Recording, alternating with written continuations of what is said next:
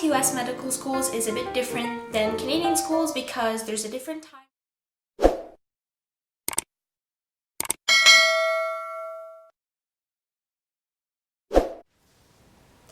Hi guys, welcome back to my YouTube channel. Today's video is going to be talking about how to apply to US medical schools as Canadian applicants. I've had a lot of questions from people asking me about the application process, so in today's video I'm going to talk a little bit about the difference between applying to Canadian medical schools and American medical schools, sort of talk about the timelines, and share some tips with you guys that I wish I had known when I was applying. So let's get started.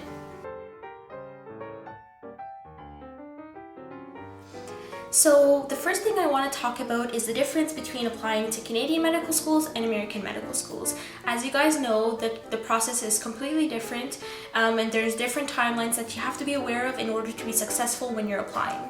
So let's start with Canadian medical schools. Typically for Canadian medical schools, applications open up in July, and you'll be working on completing your application throughout August so that you can submit your completed application. So for example, for Ontario medical schools, that's you want to have that submitted by the end of September. I think the deadline is actually October 1st. So typically people submit mid to end of September, but you can be even earlier than that. So throughout August, what you're pretty much doing is you're getting your letters of recommendation, you're making sure your MCAT scores in, you send your transcripts, and you complete your CASPER test. So once you've submitted your primary application or your OMSAS or wherever you are in Canada by the end of September, typically from October to January is just a long waiting period. There's not much happening there. But then in January, that's when interview invites start to go out. So that usually happens in mid to end of January. And then once you've received your interview invites, interviews run typically from February to March. And after that, you wait until May when first round admission offers are made. So in May, typically everyone around Canada starts receiving offers, and if you're not offered admission, you then are placed typically on the wait list. If you are waitlisted, you can find out that you got off the wait list anywhere from June all the way to the first day of school. So it's very variable, it depends on your luck. So that's typically what the Canadian application process looks like. So the process to apply to US medical schools is a bit different than applying to Canadian schools because there are different steps involved and there's a different timeline. So in the US, there are two types of medical schools that you can apply to. There are MD schools, which are allopathic medical schools, and there are DO schools, which are osteopathic medical schools.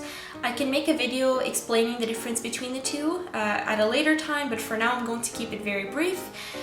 So the way it works and sort of the timeline is that the application centers for both types of medical schools opens up in May. So for MD schools, the application center is AMCAS, and for DO schools, it's ACOMAS. Now, the first part of applying to US medical schools is to submit your primary application. You want to submit your primary application along with your MCAT, letters of reference, etc. in May or June because it takes about 3 to 4 weeks to get verified. So the verification process takes about a month, and that's why you want to submit as early as possible because you want to get verified as early as possible so that you can start to receive what is called your secondary essays or applications. So once you're verified, you will start to receive your secondary applications, and these are basically essay questions and various separate applications that the individual schools will send to you. For me, for example, I was verified in June and I started to receive my secondary essays in July. So in July to August, you're going to be working on your secondary applications. The general rule of thumb is that you want to have your secondary applications completed within 1 to 2 weeks that you receive them. You want to start to work on them as soon as possible because they can start to build up, especially if you apply to various schools, and it does take time to write the different answers to the essay questions.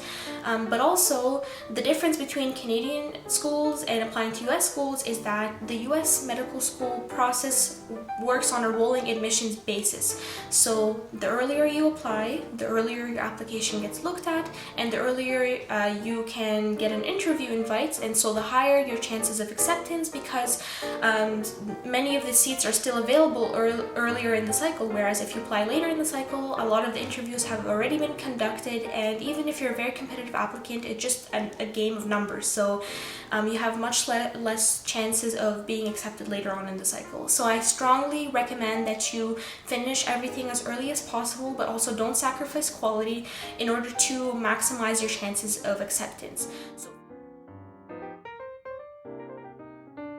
So let's talk about how I knew which US schools to apply to as a Canadian applicant. The questions that I typically get are, how do I know where I'm competitive, and how do I know which schools are Canadian friendly? So the first thing I did in order to know which schools to apply to is to go on Reddit and SDN, which are just pre-med forums online, and I sort of looked for a list of Canadian friendly schools, and I did additional research based on those lists that people were posting online. So once I had an idea of these different Canadian friendly schools based on just simple Google searches and scouring through Reddit and SDN, I purchased what is called the MSAR. So the MSAR is mainly for MD schools, but it's very useful. It shows you the average admission stats for each of the MD schools that you're applying to, and it shows you where your stats fall in the average admission stats. So you can compare yourself to the average admission stats and see how competitive you are.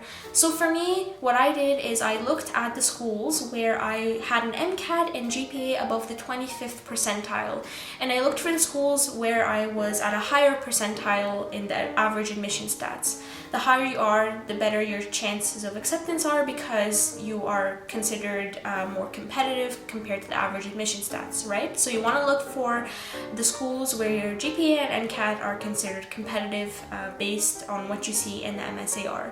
So I highly recommend you purchase it for that reason. It shows you the average admission stats, but it also tells you, for Canadian applicants, how many Canadians each medical school accepts. So that's very useful, because you don't want to be applying to US medical schools that only accept like one Canadian, right? You want to be applying to schools that accept at least 2 or 3 Canadians and even more. So the MSAR will tell you how many Canadian students each school accepts, or even how many international students they take. So I highly recommend that you use the same process to make your school list. I can share my own school list with you guys, but I don't think it will be very useful, because I think that you should use your stats to tailor your school list to your advantage. Just for reference, I did have a 3.8 GPA and a 510 MCAT, so for me, my stats were pretty competitive for DO schools and a bit on the lower side for MD schools, but I said that I'm going to apply to both MD and DO because I had enough financial resources to do so. So I would say, if you have lower stats, focus on DO, but if you have enough financial resources and good enough stats for both, then apply to both. And finally, to close off this video, I want to share some tips with you guys on how to be competitive applicants, especially as international students. It can be hard to stand out. So like I mentioned previously in the video, the first thing you want to make sure to do is to apply as early as possible, but also don't sacrifice the quality of your application just to apply early.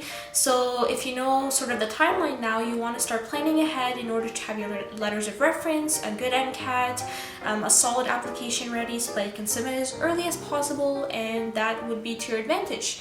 My second tip for the primary application is to, be unique.